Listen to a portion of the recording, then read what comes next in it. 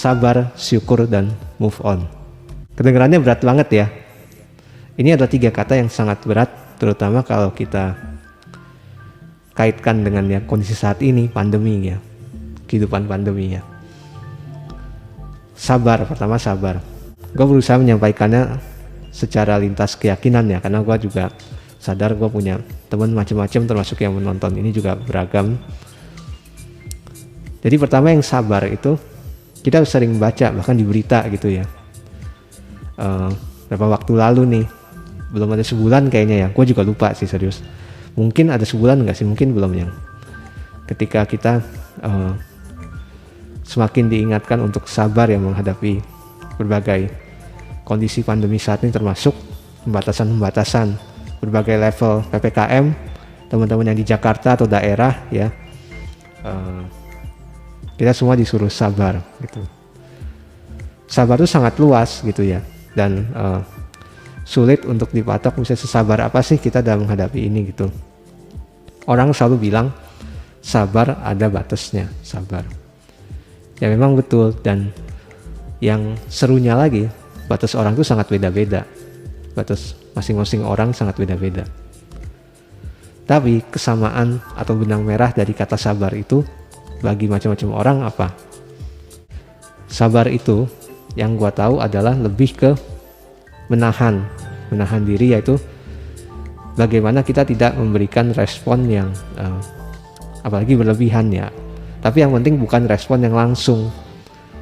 Misalnya kita kalau orang dipukul terus kita langsung gampar atau pukul balik misalnya, itu kalau kita sabar kita gak akan langsung bereaksi seperti itu.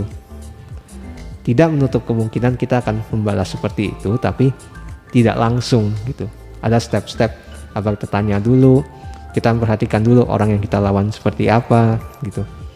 Dan hitung-hitungan lain, faktor lain gitu ya. Kekuatan kita seberapa dan sebagainya. Intinya sabar itu adalah menahan diri dan menghitung dulu. Menahan dan menghitung. Kadang kalau kita hanya sekedar nahan, tapi kita benar-benar tidak cari tahu ya apa yang bisa kita lakukan gitu ya, batas sabar kita akan cepat sekali habis gitu ya. Jadi sabar tuh selain ya menahan, lebih ke menahan diri, juga lebih ke yang menghitung gitu. Kita melihat kita adanya apa gitu, dan yang bisa kita upayakan apa gitu untuk bereaksi terhadap keadaan, apakah itu pandemi, apakah itu omongan orang mungkin yang gak enak gitu ya, gosip-gosip, atau sebaran hoax di grup keluarga mungkin. Sabar itu adalah menahan dan menghitung gitu. Jadi nggak cuma sekedar menahan doang, dan nggak cuma sekedar menghitung doang gitu. Nah yang kedua nih yang unik adalah hubungan antara bersyukur dan move on. Mungkin ini gue bisa salah ya pandangan gue yang berikut ini, tapi gue perhatiin ya. Coba teman-teman mungkin ada yang bisa bantu. Kalau feeling gue nih, gue melihat-lihat dari apa yang gue rasakan dan beberapa teman, mungkin nggak banyak juga sih, tapi gue lihat beberapa teman mengalami hal yang mirip gitu. Khususnya dalam hal kita ya, gue musisi, dan gue juga melihat beberapa teman gue yang musisi gitu. Kan kita sering dalam tanda kutip dituntut ya untuk tetap produktif di masa-masa kayak gini, supaya kita nggak stres katanya, tetap produktif. Tapi setiap orang tuh beda-beda gitu ya. Ada kebutuhan atau tuntutan lain yang lebih mendesak, dan tidak semua orang bisa dipaksa untuk terus produktif, dan seproduktif apa gitu. Tapi mengenai lagu-lagu ya, lagu-lagu yang diproduksi, gue salut sama teman-teman yang tetap aktif berproduksi di masa-masa begini, dan semoga juga setiap tahapan produksinya juga mengikuti prokes, dan juga ya teman-teman juga jaga kesehatan yang baik juga gitu. Tapi mengenai lagu-lagu, katanya orang banyak membutuhkan lagu-lagu bertema positif, lagu-lagu yang bersemangat untuk menjalani pandemi ini. Ada yang bilang lagu-lagu tentang bersyukur, lagu-lagu tentang bersyukur gitu ya. Ini terlepas keyakinan teman-teman apapun ya, tapi ini lagu untuk bersyukur. Kemudian gue memperhatikan, oke, gue bahkan mencoba milih beberapa lagu ya untuk gue cover. Beberapa ada yang temanya adalah bersyukur gitu.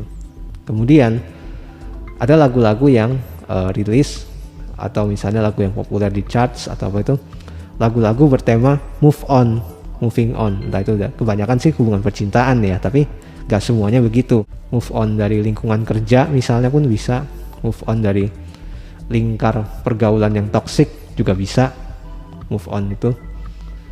Jadi gak selalu tentang percintaan, meskipun untuk lagu kayaknya memang lagu-lagu tema cinta dan move on dalam percintaan pun ya masih laris gitu. Tapi yang gue perhatikan unik ya di sini, sepertinya orang lebih dalam tanda kutip rating yang lebih tinggi ya. Orang lebih banyak merespon atau lebih banyak semangat atau lebih banyak suka menyerap lagu-lagu tentang moving on daripada lagu-lagu tentang bersyukur. Yang gue temukan sih begitu ya, reaksi orang ketika misalnya gue cover lagu tentang moving on dibanding dengan reaksi orang ketika gue mengcover lagu yang temanya bersyukur. Oh, itu lumayan beda tuh. Dan orang lebih tertarik, lebih terpancing, ibaratnya lebih memberikan reaksi, lebih memberikan rating lebih tinggi, respon ya, untuk lagu-lagu yang bertema moving on gitu. Tapi di sini gue nggak bermaksud untuk mengadu keduanya dalam arti mana yang lebih baik, lagu bersyukur, lagu moving on. Karena dua-duanya adalah step penting dalam hidup kita gitu. Kita mesti ngerti bersyukur, dan kita juga mesti ngerti moving on. Jadi bukan untuk mana yang lebih baik gitu. Tapi yang konsen gue di sini, seringkali orang tuh lebih cepat untuk berpikir mengenai moving on daripada bersyukur.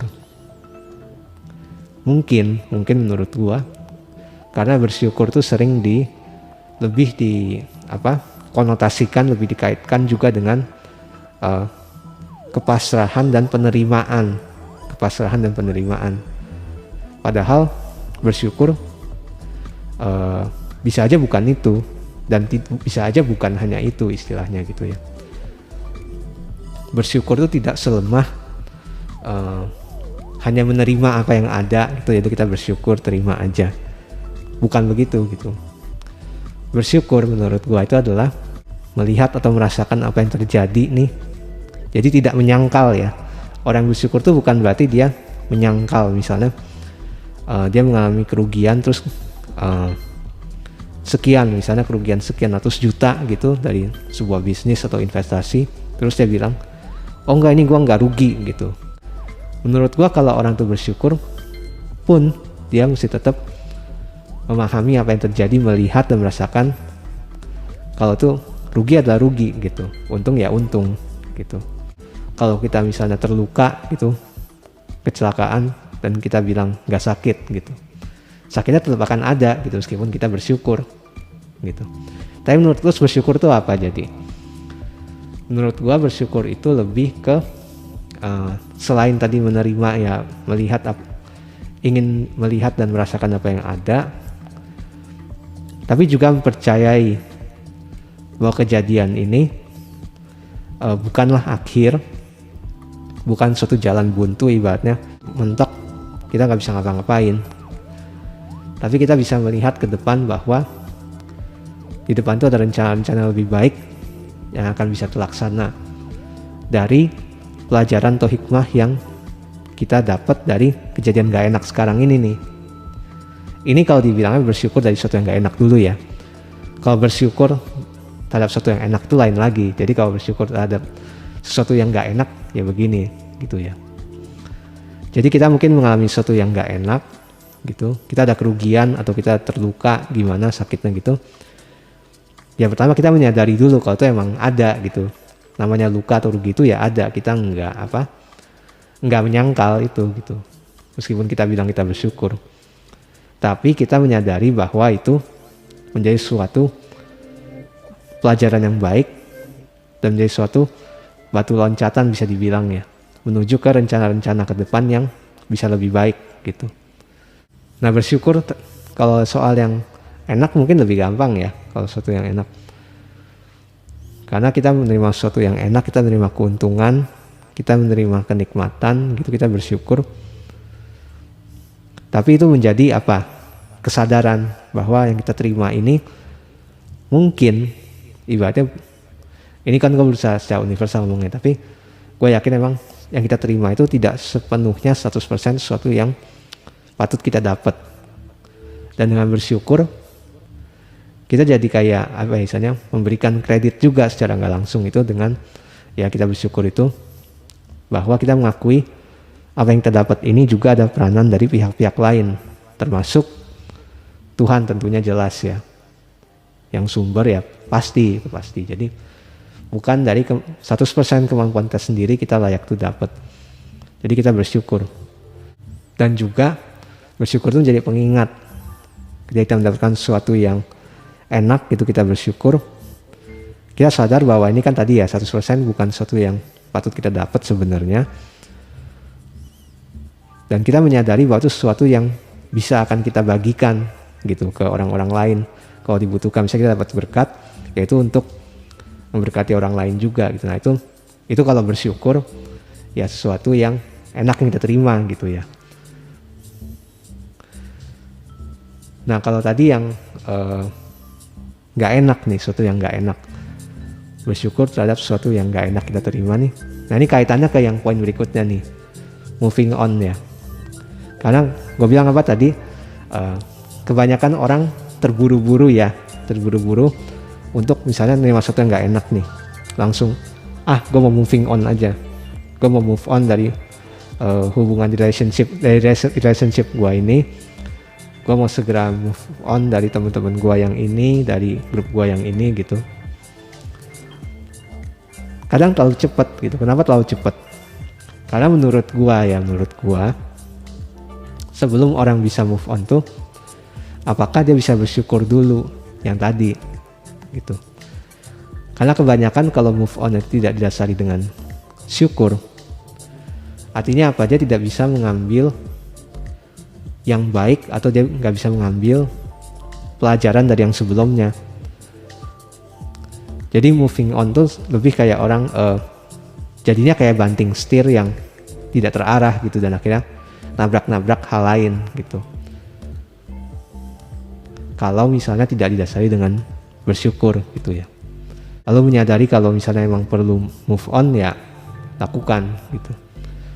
Tapi terlalu cepat untuk move on itu seperti orang yang ya itu, misalnya orang yang sedikit mengalami proses yang dirasa nggak enak, lebih kayak ini denial atau bahkan kayak menghindar gitu, selalu lari dari proses yang bisa mendewasakan atau membuat kita naik level gitu.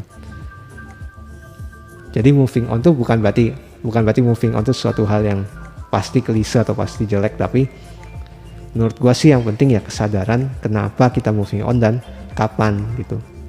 Moving on dari apapun gitu, move on dari apapun, jangan lupa untuk bersyukur dulu gitu. Dan mungkin sebelum bisa bersyukur ya teman-teman perlu sabar dulu gitu. Makanya urutannya gitu ya, sabar, syukur, move on gitu.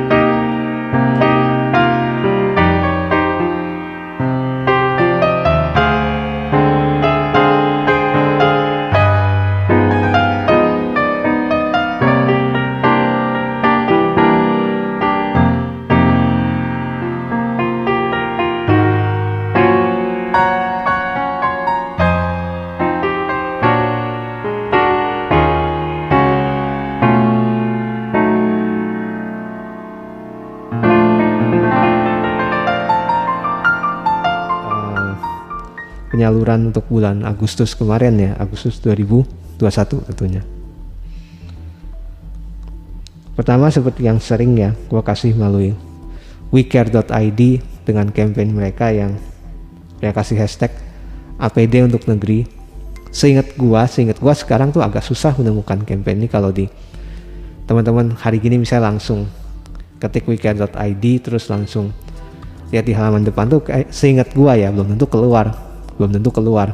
Tapi kalau teman-teman search di Google wecare.id APD untuk negeri, nah itu pasti keluar gitu. Jadi itu memberikan bantuan untuk ya tenaga medis ya berupa APD dan ya keperluan lainnya untuk tenaga medis. Lalu juga melalui Dr. Share mereka juga banyak ya seperti biasa menyalurkan bantuan juga untuk tenaga medis dan juga masyarakat juga gitu.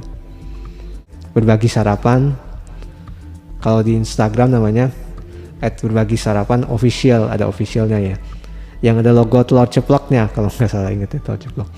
Mereka bagi-bagi makanan dan sebenarnya tidak terbatas hanya sarapan aja sebenarnya, nggak cuma sarapan tapi makanan dan juga kadang bahkan ada obatan juga kalau nggak salah ya. Mereka banyak bantu ke masyarakat macam-macam, termasuk ke salurkan ke panti-panti asuhan juga gitu. Nah berkaitan dengan panti asuhan gitu dan anak asuh, gue juga kasih melalui Yayasan Rumah Junior ya, Yayasan Rumah Junior Ko Paulus. Yayasan Rumah Junior juga banyak membantu anak-anak dalam hal pendidikan dan juga kesehatan tentunya gitu ya. Terus ada jangkau.id ya yang dari Pak Ahok ya. Ini juga banyak memberikan bantuan, bahkan bukan cuma sih, maksudnya bukan hanya makanan atau obat. Gua lihat di IG-nya mereka jangkau.id itu kadang mereka juga ada bantuan berupa gadget untuk anak-anak sekolah online gitu ya, belajar online. Lalu kita bisa, gua juga ada, mereka ada hashtag namanya hashtag bisa makan. Itu kumpulan campaign bantuan untuk yang menyalurkan makanan untuk kebutuhan atau obat-obatan juga buat masyarakat gitu ya. Ada banyak situ sebenarnya. Jadi ada yang buat ini namanya kuatkan petugas makam. Jadi memberikan bantuan ya untuk petugas-petugas pemakaman gitu yang kita tahu mereka kerjanya sangat lelah ya, terutama bulan-bulan lalu tuh. Terus ada juga makanan untuk tenaga medis dan masyarakat gitu ya. Itu melalui hashtag bisa makan di kitabisa.com. Terus nah sekarang untuk pekerja seni gue salurkan melalui DSS Musik. DSS Musik juga ada salah satu yang konser yang kapan gitu gue lupa ya. Ada yang bukan cuma untuk pekerja seni, bahkan mereka juga menyalurkan ke tenaga medis juga, itu luar biasa ya. DSS Musik. Terus lalu kita bisa ada sembako untuk seniman jalanan Bandung. Sembako untuk seniman jalanan Bandung ini diadakan yang menyelenggarakan KPJ ini. Aduh, sorry gue lupa kepanjangannya, tapi yang pasti P-nya itu pemusik kalau saya, jadi P-nya pemusik, jadi J-nya jalanan atau gue lupa KPJ itu apa, tapi pokoknya berhubungan kayak semacam wadah yang memberikan bantuan untuk seniman jalanan Bandung gitu. Lalu kitabisa.com. Terus juga ada untuk SS itu Sanggar Seni. Semoga ini cara bacanya benar ya, gue kurang ngerti sorry. Gedang Godok, lestarikan seni tutur kentrung di tanah air. Nah, ini Sanggar Seni ya, yang melestarikan kesenian daerah kentrung tadi ya, seni tutur kentrung. Lalu kitabisa.com. Seberapa besar dan bagaimanapun jalan yang dibukakan buat teman-teman atau kita ya untuk membantu ya, sebisanya kita bantu. Jadi jalan orang mungkin beda-beda gitu, teman-teman bisa membantu orang-orang dengan cara yang berbeda-beda sehingga selalu harus dengan seperti ini juga, tapi dengan cara sarana apapun kita digerakkan untuk memberi jadi berkat ya, kita jalankan itu ya. Oh ya, satu hal yang gue lupa sebut di awal tadi, biasa gue selalu sebut di awal tapi kali ini gue lupa, jadi di akhir ya. Total penyaluran donasi dari April tahun lalu ketika gue pertama mulai ini sampai sekarang, jadi sampai akhir Agustus ya, itu sebesar 11.907.404 ya, 428. 11.907.428 dengan sisa saldo sampai akhir Agustus 164.821 ya, 164.821. Tentunya selain yang sasaran donasi yang gue sebutkan dari tadi, itu juga ada penyaluran ke pihak-pihak lain yang tidak gue sebutkan secara langsung di sini karena personal sifatnya ya, termasuk beberapa teman yang pekerja seni gitu, karena gue juga ya kita tahu lah bagaimana ketika bulan Mei, bulan Juni kita udah mulai bisa bekerja lagi, tiba-tiba di akhir Juni kasus pandemi meningkat parah banyak, sehingga Juli Agustus ya kita nggak bisa bergerak gitu ya. Jadi kalau ini gue bukan berarti menyalahkan ya, gue seperti yang gue bilang sabar itu artinya menghitung kan. Jadi kalau dikatakan pemulihan ekonomi kita cepat sekali gitu kan, lebih cepat dari negara ini negara itu gitu ya, kita juga mesti menghitung dan termasuk melihat realita di lapangan ya. Masih begitu banyak orang yang sulit untuk bisa bekerja gitu, bukan hanya bidang gua aja gitu ya, bukan hanya bidang seni aja. Tapi kerja masih sulit, ekonomi udah lama di pause, lama di hold, terus dibuka itu nggak akan bisa langsung gas gitu, sulit sekali, perlu waktu gitu. Jadi emang kita mesti kerjasama lah ya, supaya kita tidak lama-lama dengan pembatasan yang sangat ketat gitu, supaya ketika udah bisa dibuka lagi kita ini nggak keburu jadi padang gurun. Maksudnya nggak keburu jadi gersang, keburu hilang semua gitu ya. Kita nggak bisa nunggu semua keadaan kasus sampai nol gitu baru kita bisa kerja gitu. Jadi mesti kerjasama gitu, bukan cuma pemerintah ya, kita juga seperti yang sering gue bilang mengenai prokes dan kesehatan gitu ya, saling menjaga gitu.